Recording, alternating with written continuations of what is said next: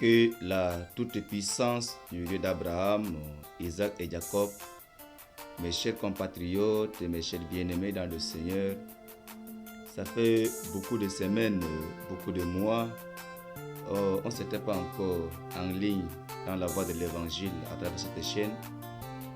Et par la grâce de Dieu et par sa miséricorde et par sa compassion, Dieu qui nous a créés a toujours été à nos côtés pour nous accorder sa grâce et ses faveurs, ses privilèges.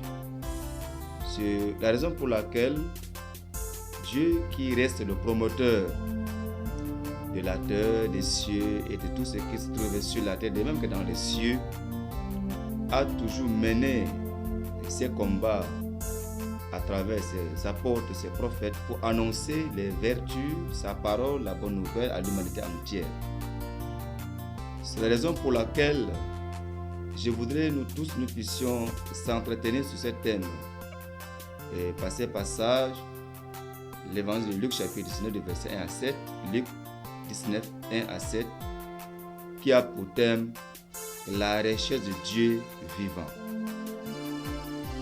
Beaucoup des hommes sur la terre, lorsqu'ils sont dépassés, ils essaient de parcourir le monde entier, chez les voyants, dans des sectes pernicieuses, dans des francs-maçons, chez les marabouts. Au fait, ils se posent devant un totem.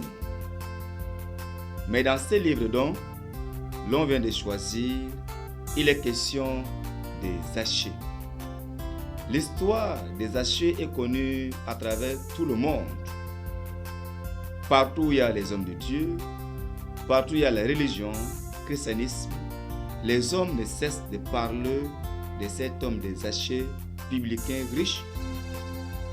Il était un homme qui a un grand poste de responsabilité. Zachée n'était pas manqué d'un présent. Il avait une grande autorité. Il avait des gardes du corps. Il est aussi chef des publicains à son époque. Mais il est question de chercher le salut de son âme. Bien-aimés dans le Seigneur, compatriotes, parents, cousins et cousines, pasteurs de ta qualité, apôtres, évangélistes. Tu sois un musulman, un athée, un chrétien, un philosophe, un scientiste, de même qu'un enseignant chevronné de ta carrière, il te manque une chose à chercher. Cette chose était que le salut de ton âme. La parole nous fait comprendre que Zachée était dans une ville à Jéricho. Jésus-Christ, le Fils de Dieu, le ressuscité, le roi des rois, le pasteur des pasteurs, traversait cette ville de Jéricho pour aller dans une autre ville. Et cet homme de Jésus, que beaucoup des hommes l'ignorent, les méconnaissent, mais il a envoyé une commande pour toi, pour nous et pour vous et pour l'humanité entière. Jésus était entouré de la foule. L'histoire, elle est une histoire vraie. Il continuait, il marchait, il traversait la ville de Jéricho. Mais il y avait un homme riche qu'on appelait Zachée. Il a écouté l'histoire de Jésus-Christ. Puisque Zachée avait que tous les biens matériels du monde entier. Lorsque il a fait tort à quelqu'un et il subit une amende, il peut payer le quadruple. Il a des hommes sous sa tutelle, sous sa houlette. Mais Zachée n'avait pas le salut de son âme. Je voudrais, par cet enseignement que je voudrais envoyer à l'humanité entière, à travers cette chaîne de de la voie de l'évangile, parce que beaucoup des hommes sont bien riches, nantis de fortune, mais il leur manquait quelque chose qu'on appelle le salut de son âme. Zachée a aperçu cet homme de Jésus qui passait, il s'est renseigné, on l'a demandé, c'est Jésus qui passe avec cette foule. Il a abandonné d'abord sa maison, ses chariots, ses gardes du corps, ses biens matériels. Il a enlevé honte et il s'est habillé d'un esprit de l'humilité. Il était de petite taille. Physiquement, c'est vrai, Zachée était de petite taille, mais spirituellement, Zachée avait manqué d'une vie salvatrice en lui. Il courait, il est arrivé là où il y a la foule, Il essaie d'écarter les hommes pour regarder qui est cet homme de Jésus, s'il pouvait le voir. Mais sa taille ne lui permettait pas de voir cet homme de Jésus-Christ. Il va faire des équations. Il va dire que non, il faut que j'aille à tel endroit, grimper sur un arbre qu'on appelle sycomore. Bien-aimés dans le Seigneur et chers compatriotes, peuple de Dieu, il est temps de chercher Dieu, quel que fût ton talent spirituel, quel que fût ton moyen financier, quelle que fût ta beauté naturelle. Mais si te manque cet homme de Jésus que Dieu a envoyé sur la terre pour sauver l'humanité, si tu n'as pas cet homme, il est temps de le chercher. Zachée, la Bible nous fait combien il était riche. Il avait la fortune. Et il était aussi chef public. Et ce n'est pas pour rien que le rédacteur a pris son temps pour écrire cela. Si la Bible met des accents sur la personne de Zachée, que tu sois sur la terre, en Amérique, en Moyen-Orient, en Occident, soit dans les pays arabes, tu sois un imam, un musulman, il te faut te poser des questions. Zachée s'envoie, il s'oriente, il monte sur un arbre qu'on appelle sycomore. Alléluia. Ce sycomore peut être quoi pour toi? C'est là où on adore Dieu en esprit, en vérité. C'est là où on dit la vérité. C'est là où il y a le salut de ton âme. C'est là où Dieu délivre par la puissance de l'évangile. Zachée est allé, il a grimpé sur cet arbre qu'on appelle sycomore. Jésus, en passant, il s'arrête sous cet arbre, il le regarde. Il demande à Zachée de descendre. Aussitôt, la persévérance de Zachée, l'humilité de Zachée a empêché Jésus de continuer son programme, d'y aller dans une autre ville. Est-ce que toi, ta façon de chercher Dieu, a-t-il changé le programme de Dieu pour amener cette grâce aujourd'hui sur toi? Zachée était un pécheur. Zachée était un chef de publicain. Zachée était nanti de diplôme. Il était nanti de biens matériels. Il avait la fortune. Zachée avait des hommes sous sa tutelle. Mais à cause de son humilité, à cause de sa façon de chercher Dieu, cela a réduit le programme de Jésus-Christ. Jésus n'avait pas le programme de passer la nuit à Jéricho, mais à cause de la vie de Zachée, d'emblée, il va rétorquer ce programme pour passer la nuit chez Zachée. Il est temps, bien-aimés et compatriotes, te voilà, tu es souffrant, tu n'as pas la paix du cœur, la nuit, tu as des cauchemars, tu as des maladies que les hommes n'ont pas pu soigner, cela. Tu as des règles douloureuses, des pertes blanches, tu as des céphalées périodiques, tu as des problèmes d'ordre spirituel. Tu as beau chercher Dieu par-ci et par-là, mais tu n'as pas trouvé le vrai chemin. Il faut enlever l'orgueil. Zachée a enlevé l'orgueil, il s'est disposé, il a cherché Dieu. Imaginez un président de la République comme Macron, comme Obama.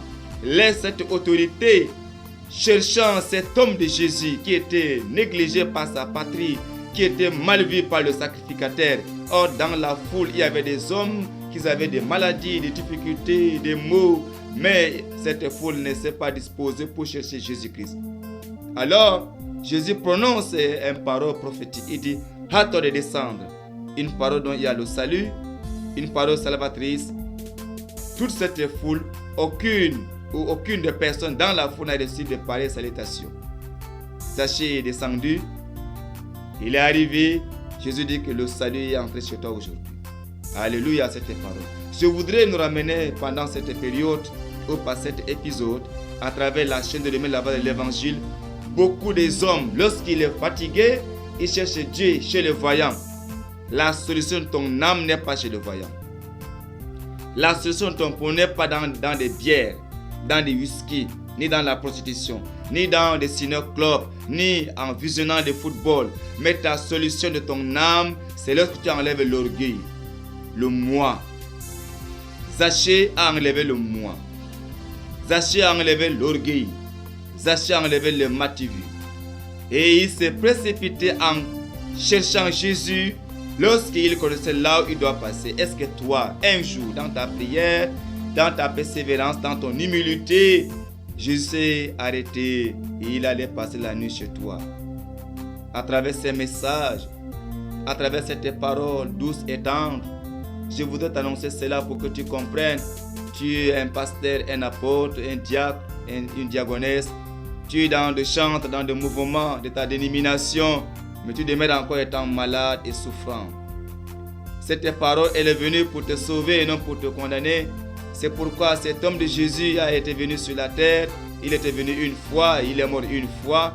Il a connu la résurrection parmi le monde une fois. Il reviendra une seule fois pour juger l'humanité. Et il reviendra pour ramasser l'humanité entière, mais il reviendra rien que pour ses élus. En ces jours, Zachée est déjà compté aussi parmi les élus de Dieu. Est-ce que tu as des disponibilités, ces temps favorables pour chercher Dieu en enlevant l'orgueil? Zachée a enlevé la honte, il a enlevé l'orgueil, il a enlevé l'esprit de la prostitution, il a enlevé l'esprit des avortements, il a enlevé l'esprit de tout ce que tu connais, des choses semblables. Nous ne cherchons pas Dieu étant toujours dans des tabous. Nous ne cherchons pas Dieu étant toujours dans des candidatons. Nous cherchons Dieu lorsque nous enlevons l'orgueil, qui est le premier péché du monde, et nous avions l'humilité. Car Dieu dit, Dieu résiste aux orgueilleux, mais il fait grâce aux humbles. L'apôtre Pierre nous a enseigné, c'est là, car Dieu résiste aux orgueilleux, mais il fait grâce aux humbles. L'humilité est de taille. L'humilité a un exemple quand on appelle Jésus-Christ. C'est pourquoi Zachée, il a essayé de faire des équations de ses moyens financiers, de sa fortune. Il a dit que tiens, il me manque une chose. Quelle est cette chose? Le salut de son âme. Bien-aimés compatriotes, tu sois musulman pendant cette période de carême, cette période de ramadan. Est-ce que lorsque tu prends ce ramadan, lorsque tu prends ce carême, as-tu déjà abandonné les injures? Beaucoup de hommes ont cherché Dieu dans le vol, dans la convoitise de la chair, des yeux, dans la colère, dans la fâcherie, dans des injures, dans des mépris, dans les haines, dans des rancunes. Lorsque nous cherchons Dieu dans des pareils vices, il est impossible pour que nous découvrons la faveur de Dieu.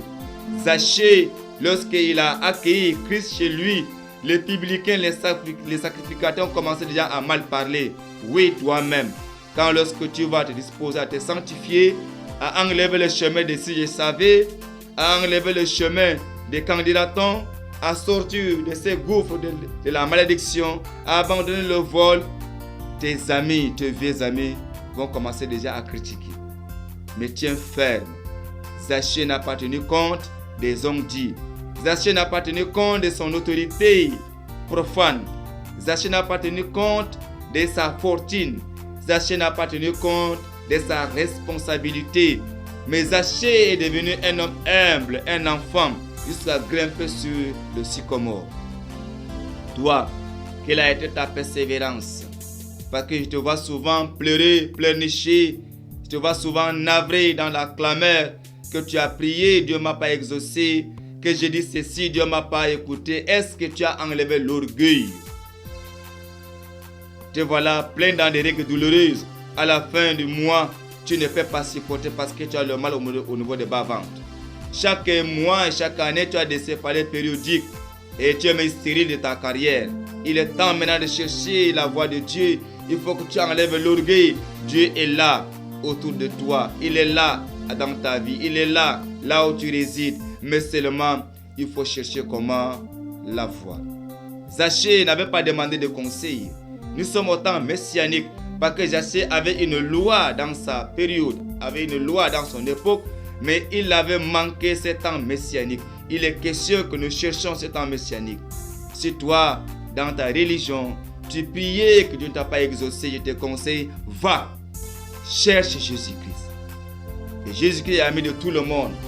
Jésus n'a jamais admis un comportement désarroi, un comportement illusoire. Il a toujours admis un comportement de l'humilité et de la sainteté. Est-ce que dans ta prière, dans ta persévérance, un jour, ta persévérance as-tu abandonné ou empêché Jésus de continuer? Je voudrais te faire comprendre que Zachée, son comportement illicite qui était prêt à la loi de Dieu, a déjà résumé le programme de Jésus-Christ. Il n'avait pas le projet ou le programme de passer la nuit à Jéricho, mais à cause de la persévérance, de l'humilité de Zachée, cela a déjà mis fin à la continuité de son voyage. Et il va maintenant se reposer. C'est un chercheur publicain pécheur et qu'on nommait Zachée. Jésus était médecin et les médecins ont besoin de patients. Et des patients qui reconnaissent qu'il est un médecin chevronné. Mon cher compatriote, là où tu es dans ton bus, dans ton bistrot, dans ton bureau, tu es en train de s'envoler devant ta bière, devant de Johnny, dans le ciné-club, pendant que tu reçois cette nouvelle, envoie-la aussi à ton ami, envoie-la aussi à ton coquin, envoie-la aussi à ton concubinage et ils vont te remercier. Parce que cette parole est venue pour te sauver et non pour te condamner. Je voudrais nous ramener tous que chacun se dispose à chercher Dieu pendant qu'il se trouve. Cet homme de Zachée a connu qu'il n'avait pas la paix de son âme. C'est pourquoi il s'est disposé, il a abandonné toute sa fortune. Mais il y a beaucoup d'hommes riches, même dans les dénominations. Lorsque la parole sort, ils sont là à manipuler les appareils. Lorsque la parole sort, ils sont là seulement à gâter la tête. Lorsque la parole sort, ils sont là à regarder leur montre parce que c'est tellement, tu sais, il a beaucoup duré, il veut dire aller au bureau.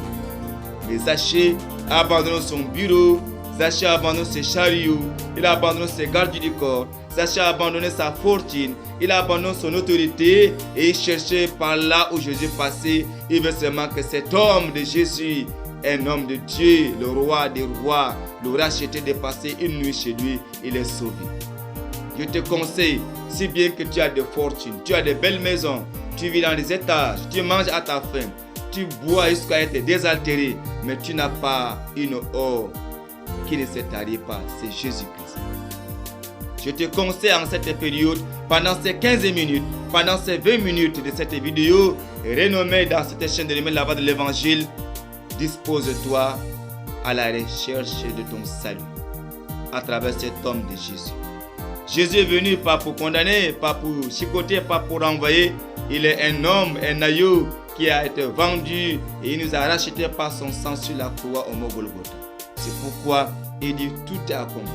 Quand Zachée s'est disposé à la loi, au témoignage, à l'humilité, il a résumé le programme de Jésus avec ses disciples. Il passa la nuit chez Zachée.